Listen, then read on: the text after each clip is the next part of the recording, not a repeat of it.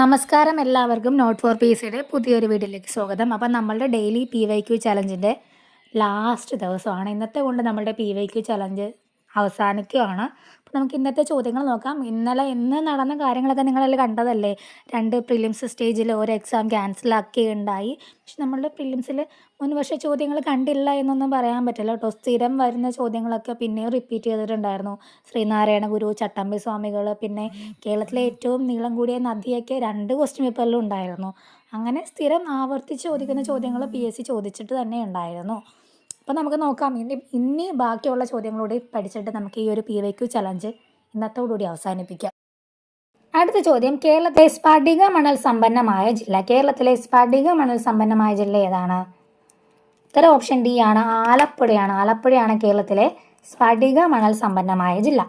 42, കേരളത്തിലെ ആദ്യത്തെ ജലവൈദ്യുത പദ്ധതി. കേരളത്തിലെ ആദ്യത്തെ ജലവൈദ്യുത പദ്ധതി ഏതാണ്? ഓപ്ഷൻ എ ആണ്, പള്ളിവാസലാണ്. പള്ളിവാസലാണ് കേരളത്തിലെ ആദ്യത്തെ ജലവൈദ്യുത പദ്ധതി. അടുത്ത ചോദ്യം, ചെറുതും വലുതുമായ കേരളത്തിലെ കായലുകളുടെ എണ്ണം. ചെറുതും വലുതുമായ കേരളത്തിലെ കായലുകളുടെ എണ്ണം എത്രയാണ്? 34 കായലുകളാണ് കേരളത്തിലുള്ളത്. ചെറുതും വലുതുമായി 34 കായലുകളാണ്. ഏറ്റവും വലുത് ഏതാണ്? വേമ്പനാട്ട് കായലാണ്. 44, പൂക്കോട് തടാകം ഏത് ജില്ലയിലാണ്? പൂക്കോട് തടാകം ഏത് ജില്ലയിലാണ്? ഓപ്ഷൻ എ ആണ്, വയനാട് ജില്ലയിലാണ് പൂക്കോട് തടാകം സ്ഥിതി ചെയ്യുന്നത്. 45, കേരളത്തിലെ ഏറ്റവും ചെറിയ നദി. കേരളത്തിലെ ഏറ്റവും ചെറിയ നദി ഏതാണ്? ഓപ്ഷൻ ബി ആണ്, മഞ്ചേശ്വരം പുഴയാണ്. അതിൻ്റെ നീളം എത്രയാണ്? 16 കിലോമീറ്റർ ആണ്. 46, അർജുന അവാർഡ് നേടിയ ആദ്യ മലയാളി. അർജുന അവാർഡ് നേടിയ ആദ്യ മലയാളി ആരാണ്? ഓപ്ഷൻ ബി ആണ്, സി ബാലകൃഷ്ണൻ. സി ബാലകൃഷ്ണനാണ് അർജുന അവാർഡ് നേടിയ ആദ്യ മലയാളി. അടുത്ത ചോദ്യം, കേരളത്തിൽ കറുത്ത മണ്ണ് കാണപ്പെടുന്ന ജില്ല. കേരളത്തിൽ കറുത്ത മണ്ണ് കാണപ്പെടുന്ന ജില്ല ഏതാണ്? ഓപ്ഷൻ സി ആണ്, പാലക്കാട്. പാലക്കാടാണ് കേരളത്തിലെ കറുത്ത മണ്ണ് കാണപ്പെടുന്ന ജില്ല. അടുത്തത്, പശ്ചിമഘട്ടത്തിലെ ഏറ്റവും ഉയരം കൂടിയ കൊടുമുടി. പശ്ചിമഘട്ടത്തിലെ ഏറ്റവും ഉയരം കൂടിയ കൊടുമുടി ഏതാണ്? ഓപ്ഷൻ സി ആണ്, ആനമുടിയാണ് പശ്ചിമഘട്ടത്തിലെ ഏറ്റവും ഉയരം കൂടിയ കൊടുമുടി.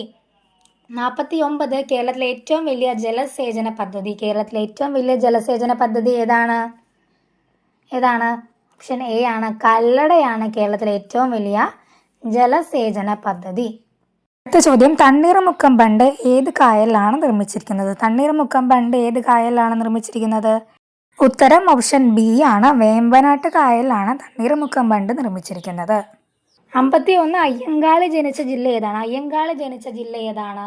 ഓപ്ഷൻ ഡി ആണ്, തിരുവനന്തപുരമാണ്. തിരുവനന്തപുരം ജില്ലയിലെ വെങ്ങാനൂരിലാണ് അയ്യങ്കാളി ജനിച്ചത്. ജനിച്ച വർഷം 1863 ആണ്. 1863 ഓർത്ത് വെച്ചോളണം കേട്ടോ.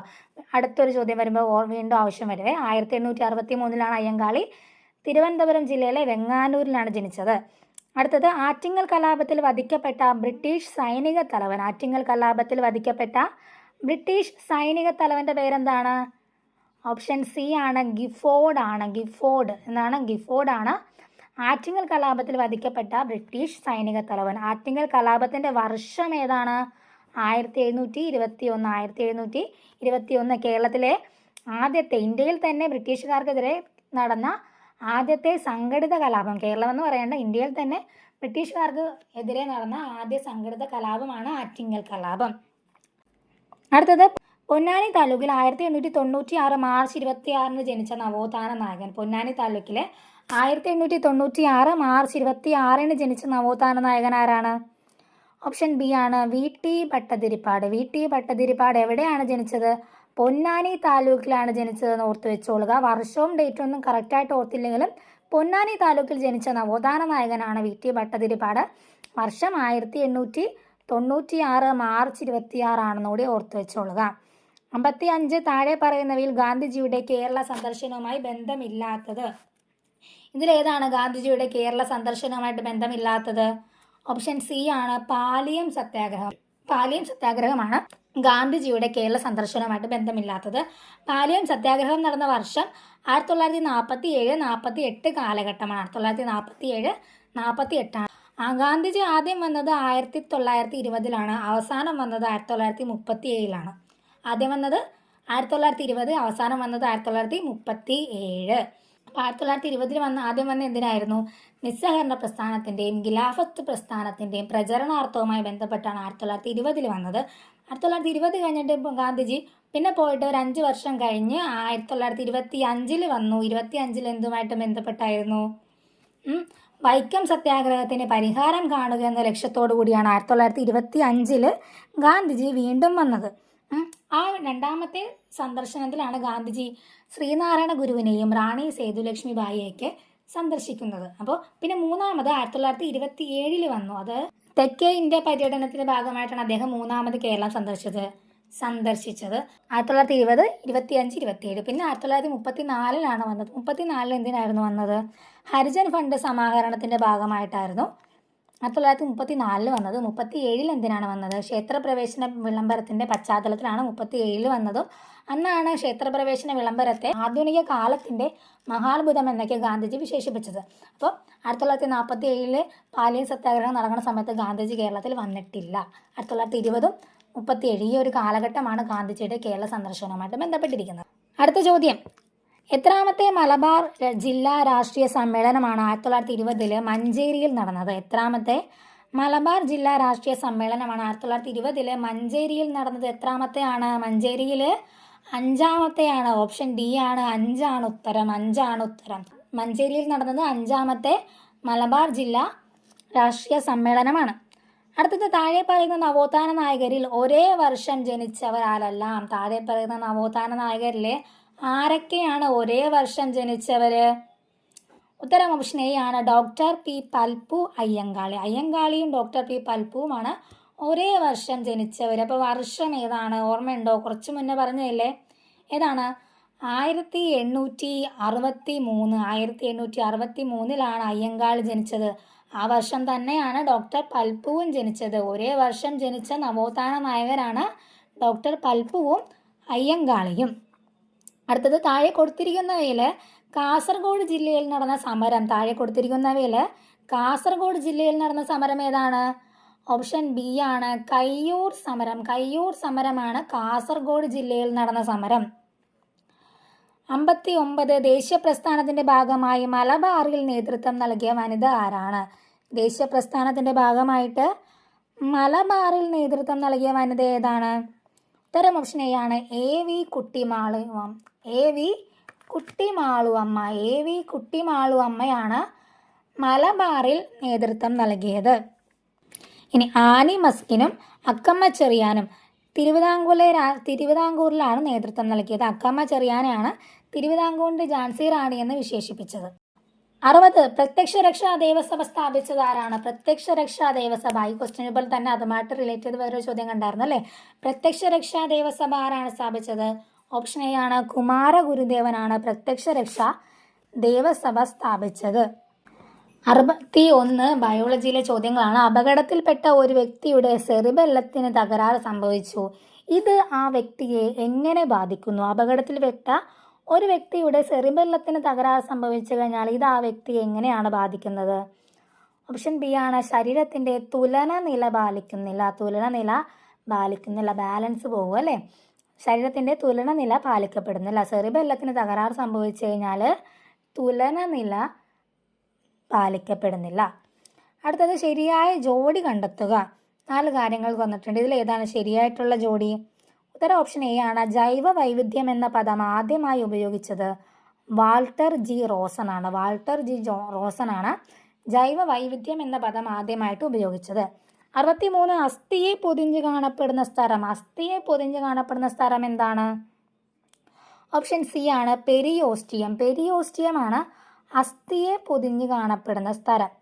അപ്പോൾ ബാക്കി ഓപ്ഷൻസിൽ നമുക്ക് നോക്കാം. പ്ലൂറ എന്താണ്? പ്ലൂറ ശ്വാസകോശങ്ങളെ ആവരണം ചെയ്യുന്ന ഇരട്ട സ്ഥലമാണ് പ്ലൂറ എന്ന് പറയുന്നത്. പെരികാർഡിയം ഹൃദയത്തെ പൊതിഞ്ഞ് കാണപ്പെടുന്ന സ്ഥലമാണ് പെരികാർഡിയം. മയലിൻ ഉറ അല്ലെങ്കിൽ മയലിൻ ഷീത്ത് എന്ന് പറയും. നാഡീകോശത്തിലെ ആക്സോണിനെ പൊതിഞ്ഞ് കാണപ്പെടുന്ന കൊഴുപ്പടങ്ങിയ സ്ഥലമാണ് മയലിൻ ഉറ എന്ന് പറയുന്നത്. മനുഷ്യ ശരീരത്തിന്റെ കുടൽഭിത്തിയിൽ വെച്ച് ചില ബാക്ടീരിയകൾക്ക് ഈ ജീവകം നിർമ്മിക്കാനാവും. അതിനാൽ ഭക്ഷണത്തിലൂടെ ലഭിക്കേണ്ട ഈ ജീവകത്തിന്റെ അളവ് കുറഞ്ഞാലും അപര്യാപ്തത വരുന്നില്ല. ഇവിടെ പരാമർശിക്കുന്ന ജീവകം ഏതാണ്? മനുഷ്യ ശരീരത്തിന്റെ കുടലിൽ വെച്ച് നിർമ്മിക്കപ്പെടുന്ന ജീവകം ഏതെന്നാണ് ചോദ്യം. ഏതാണ് ആ ജീവകം? ഉത്തരം ഓപ്ഷൻ ഡി ആണ്. ജീവകം കെ ആണ്. മനുഷ്യ ശരീരത്തിന്റെ കുടൽഭിത്തിയിൽ വെച്ച് ബാക്ടീരിയകൾ നിർമ്മിക്കപ്പെടുന്നത്. അതുകൊണ്ട് തന്നെ ഭക്ഷണത്തിലൂടെ ലഭിക്കേണ്ട ജീവകം കെയുടെ അളവ് കുറഞ്ഞാലും അപര്യാപ്തത നമുക്ക് വരുന്നില്ല. 65ാമത്തെ ചോദ്യം PSC ക്യാൻസൽ ചെയ്തിട്ടുണ്ടായിരുന്നു. ജന്തുജന്യ രോഗമായ മഞ്ഞപ്പനി പരത്തുന്ന രോഗാണു ഏതാണ്?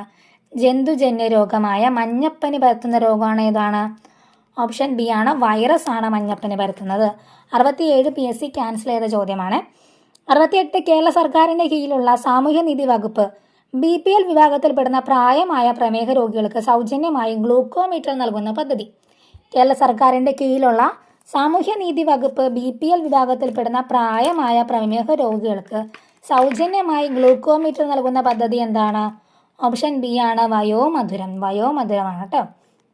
കേരള സംസ്ഥാന ജൈവ വൈവിധ്യ ബോർഡിൻ്റെ ആസ്ഥാനം. കേരള സംസ്ഥാന ജൈവ വൈവിധ്യ ബോർഡിൻ്റെ ആസ്ഥാനം എവിടെയാണ്? ഓപ്ഷൻ സി ആണ്, തിരുവനന്തപുരമാണ് കേരള സംസ്ഥാന ജൈവ വൈവിധ്യ ബോർഡിൻ്റെ ആസ്ഥാനം. 70 കാർഡിയോളജി ഏത് അവയവത്തിൻ്റെ തകരാറുകൾ കൈകാര്യം ചെയ്യുന്ന വൈദ്യശാസ്ത്ര ശാഖയാണ്? കാർഡിയോളജി ഏത് അവയവത്തിൻ്റെ തകരാറുകൾ കൈകാര്യം ചെയ്യുന്ന വൈദ്യശാസ്ത്ര ശാഖയാണ്? ഏതാണ്? ഓപ്ഷൻ ബി ആണ്, ഹൃദയം. അല്ലേ, ഹൃദയത്തിൻ്റെ തകരാറുകൾ കൈകാര്യം ചെയ്യുന്ന വൈദ്യശാസ്ത്ര ശാഖയാണ് കാർഡിയോളജി. 71 ഏത് തരം മാധ്യമത്തിലൂടെയാണ് ശബ്ദം കൂടുതൽ വേഗത്തിൽ സഞ്ചരിക്കുന്നത്? ഏത് തരം മാധ്യമത്തിലൂടെയാണ് ശബ്ദം കൂടുതൽ വേഗത്തിൽ സഞ്ചരിക്കുന്നത്? ഓപ്ഷൻ എ ആണ്, ഖരം. ഖരത്തിലൂടെയാണ് ശബ്ദം കൂടുതൽ വേഗത്തിൽ സഞ്ചരിക്കുന്നത്. 72 പ്രവൃത്തിയുടെ അതേ യൂണിറ്റ് ഉപയോഗിക്കുന്ന അളവ് ചുവടെ നൽകിയിരിക്കുന്നതിൽ ഏതാണ്? പ്രവൃത്തിയുടെ അതേ യൂണിറ്റ് ഉപയോഗിക്കുന്ന അളവ് ഏതാണ്? ഓപ്ഷൻ ബി ആണ്, ഊർജമാണ്. ഊർജമാണ് പ്രവൃത്തിയുടെ അതേ യൂണിറ്റ് ഉപയോഗിക്കുന്ന അളവ്. ഏതാണ് യൂണിറ്റ്? പ്രവൃത്തിയുടെയും ഊർജത്തിൻ്റെയും യൂണിറ്റ് എന്താണ്? ജൂളാണ്. അല്ലേ, പ്രവൃത്തിയുടെയും ഊർജത്തിൻ്റെയും യൂണിറ്റ് ഏതാണ്? ജൂളാണ്. ബലത്തിൻ്റെ യൂണിറ്റ് എന്താണ്? ബലത്തിൻ്റെ യൂണിറ്റ് ന്യൂട്ടൺ. മർദ്ദത്തിൻ്റെ ആണെങ്കിൽ പാസ്കൽ. പവറിൻ്റെ ആണെങ്കിൽ വാട്ട്. WATT, what. അടുത്തത്, ഒരു സ്റ്റോറേജ് ബാറ്ററി ചാർജ് ചെയ്യുന്ന അവസരത്തിൽ വൈദ്യുതിയുടെ ഏത് ഫലമാണ് പ്രയോജനപ്പെടുത്തിയിരിക്കുന്നത്? ഒരു സ്റ്റോറേജ് ബാറ്ററി ചാർജ് ചെയ്യുന്ന അവസരത്തിൽ വൈദ്യുതിയുടെ ഏത് ഫലമാണ് പ്രയോജനപ്പെടുത്തുന്നത്? ഓപ്ഷൻ ബി ആണ്, രാസഫലമാണ് പ്രയോജനപ്പെടുത്തുന്നത്. 74 ചന്ദ്രനിലെ ഗുരുത്വാകർഷണ ത്വരണം എത്രയായിരിക്കും? ചന്ദ്രനിലെ ഗുരുത്വാകർഷണ ത്വരണം എത്രയാണ്? ഓപ്ഷൻ സി ആണ്, 1.62 മീറ്റർ/സെക്കൻഡ് സ്ക്വയർ ആണ് ചന്ദ്രനിലെ ഗുരുത്വാകർഷണ ത്വരണം. ചന്ദ്രനിലെ ഗുരുത്വാകർഷണ ത്വരണം എത്രയാണ്? 1.62 മീറ്റർ/സെക്കൻഡ് സ്ക്വയർ. ആറ്റത്തിൻ്റെ പ്ലം പുഡിംഗ് മാതൃക അവതരിപ്പിച്ചതാരാണ്? ആറ്റത്തിൻ്റെ പ്ലം പുഡിംഗ് മാതൃക അവതരിപ്പിച്ചതാരാണ്? JJ Thomson. JJ തോംസൺ ആണ് ആറ്റത്തിൻ്റെ പ്ലം പുഡിംഗ് മാതൃക അവതരിപ്പിച്ചത്. ഇനി സൗരയൂഥ മാതൃക ആരാണ്? ഏണസ്റ്റ് റുദർഫോർഡ് ആണ് ആറ്റത്തിൻ്റെ സൗരയൂഥ മാതൃക അവതരിപ്പിച്ചത്. ഇനി ബാക്കി ഓപ്ഷൻസിൽ ജെയിംസ് ചാഡ്വിക് എന്താണ്? ജെയിംസ് ചാഡ്വിക് ആണ് ന്യൂട്രോൺ കണ്ടുപിടിച്ചത്. ന്യൂട്രോൺ കണ്ടുപിടിച്ചത് ജെയിംസ് ചാഡ്വിക് ആണ്. ഇനി ഓപ്ഷനിൽ ഗോൾഡ് സ്റ്റേൺ എന്ന് പറഞ്ഞൊരു സയൻറ്റിസ്റ്റിൻ്റെ പേര് കൊടുത്താൽ വന്നത്. ഗോൾഡ് സ്റ്റേൺ എന്ന് പറയുന്നത് പോട്രോണിൻ്റെ സാന്നിധ്യം തിരിച്ചറിഞ്ഞ ശാസ്ത്രജ്ഞനാണ്. സാന്നിധ്യമാണ് തിരിച്ചറിഞ്ഞത്. പോട്രോൺ കണ്ടുപിടിച്ചത് റുദർഫോർഡ് ആണ്. പോട്രോൺ കണ്ടുപിടിച്ചത് റുദർഫോർഡ് ആണ്. 76 ചലിക്കും ചുരുൾ മൈക്രോഫോണിൽ നടക്കുന്ന ഊർജ്ജമാറ്റം. ചലിക്കും ചുരുൾ മൈക്രോഫോണിൽ നടക്കുന്ന ഊർജ്ജമാറ്റം എന്താണ്? ഓപ്ഷൻ സി ആണ്, ശബ്ദോർജ്ജം വൈദ്യുതോർജ്ജമായി മാറുന്നു. ശബ്ദോർജ്ജം വൈദ്യുതോർജ്ജമായി മാറുന്നു. 77 ചുവടെ കൊടുത്തിരിക്കുന്നവയിൽ നിന്നും സദിശ അളവ് കണ്ടെത്തുക. ചുവടെ കൊടുത്തിരിക്കുന്നവയിൽ നിന്നും സദിശ അളവ് കണ്ടെത്തുക. ഉത്തരം വരുന്നത് ഓപ്ഷൻ സി ആണ്, പ്രവേഗമാണ് സദിശ അളവ്. നമുക്ക് 2 തരം അളവുകളാണ് ഉള്ളത്. ഒന്ന് അതിശ അളവും ഒന്ന് സദിശ അളവും. ദൂരം, വേഗം, സമയം, ഇതിനൊന്നും ദിശയുടെ ആവശ്യമില്ല. അല്ലേ, ദൂരം ഏത് ഡയറക്ഷനിലോട്ട് പോയാലും ദൂരം നമ്മൾ ദിശ വെച്ചിട്ടല്ല പറയുന്നത്. ഓക്കെ, അതുപോലെ തന്നെ വേഗമാണെങ്കിലും എത്ര സ്പീഡാണ് അതിലും ദിശയുടെ ആവശ്യമില്ല. സമയത്തിനും ദിശയുടെ ആവശ്യമില്ല. അപ്പോൾ ഇതിൽ ദിശയുടെ ആവശ്യം വരുന്നത് ഏതാണ്? പ്രവേഗത്തിനാണ്. അതാണ് സദിശ അളവ്. ഏതാണ്? പ്രവേഗം. 78 ഭക്ഷണ പദാർത്ഥങ്ങൾക്ക് മഞ്ഞ നിറം നൽകാൻ ഉപയോഗിക്കുന്ന രാസവസ്തു. മഞ്ഞ നിറം നൽകാൻ എന്താണ് ഉപയോഗിക്കുന്നത്? ഓപ്ഷൻ എ ആണ്, ടാർട്ടസിൻ ആണ് മഞ്ഞ നിറം നൽകാൻ ഉപയോഗിക്കുന്നത്. ഇനി എറിത്രോസിൻ എന്താണ്? എറിത്രോസിൻ ഭക്ഷണത്തിന് ചുവപ്പ് നിറം നൽകാനാണ് എറിത്രോസിൻ ഉപയോഗിക്കുന്നത്. ഇനി ഇൻഡിഗോ കാർമൈൻ ഭക്ഷണത്തിന് നീല നിറം നൽകാൻ ഉപയോഗിക്കുന്നു. വാനിലിൻ എന്നൊരു. അടുത്തത്, ഏത് ലോഹത്തിൻ്റെ അയിരാണ് കലാമിൻ? ഏത് ലോഹത്തിൻ്റെ അയിരാണ് കലാമിൻ? സിങ്കിൻ്റെ അയിരാണല്ലേ കലാമിൻ. നമ്മൾ പഠിച്ചിട്ടുണ്ട്, സിങ്കിൻ്റെ അയിരാണ് കലാമിൻ.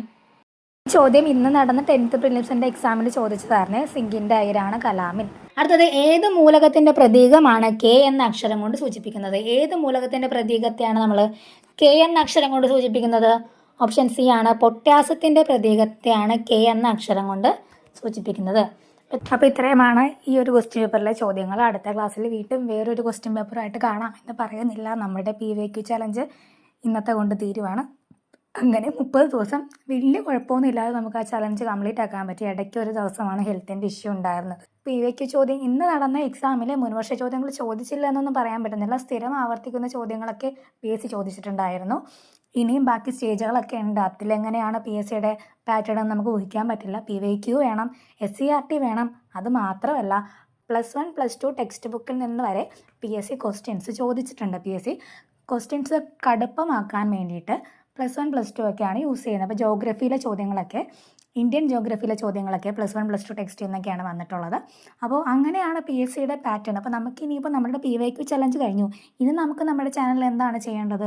VFAക്ക് വേണ്ടി നമുക്ക് ക്ലാസ് തുടങ്ങാം. അല്ലെന്നാണെങ്കിലും നമുക്ക് 10th പ്രിലിംസിൻ്റെ തന്നെ അടുത്തൊരു സ്റ്റേജ് ഉണ്ട്. അപ്പോൾ അത് നോക്കാം. ഇന്നലെ നമ്മൾ 30 കറണ്ട് അഫയേഴ്സിൻ്റെ ഒരു വീഡിയോ ഇട്ടിട്ടുണ്ടായിരുന്നു. അതിൻ്റെ അകത്തുനിന്ന് ഒരു 2 ചോദ്യം വന്നിട്ടുണ്ടായിരുന്നേ. 2 ചോദ്യം വന്നു. ഒരു ചോദ്യം അറ്റപ്പറ്റെ തട്ടിയും തടഞ്ഞും പോയ ഒരു ചോദ്യമായിരുന്നു. അപ്പോൾ അതും ചെറിയൊരു സന്തോഷം തന്നെയാണ്. നമ്മൾ പഠിച്ചതിൽ നിന്ന് 2 എണ്ണം വന്നത്. നിങ്ങൾ നിസ്സാരമായിട്ട് കാണരുത്. അത്രയും ക്വസ്റ്റ്യൻസ് ഇതിൻ്റെ അകത്തുനിന്ന് 2 ചോദ്യം എനിക്ക് പറയാൻ പറ്റിയെന്നുള്ളത് 2 മാർക്ക് നിസ്സാരമല്ലല്ലോ. അപ്പോൾ എത്രയേ ഉള്ളൂ. നമുക്ക് വീണ്ടും അടുത്ത ക്ലാസ്സിൽ കാണാം. എങ്ങനെ നമ്മൾ ക്ലാസ്സുകൾ എടുക്കണം എന്നുള്ളതിന് സജഷൻ ഉണ്ടെങ്കിൽ നിങ്ങൾക്ക് കമൻറ്റ് ബോക്സിൽ പറയാവുന്നതാണ്.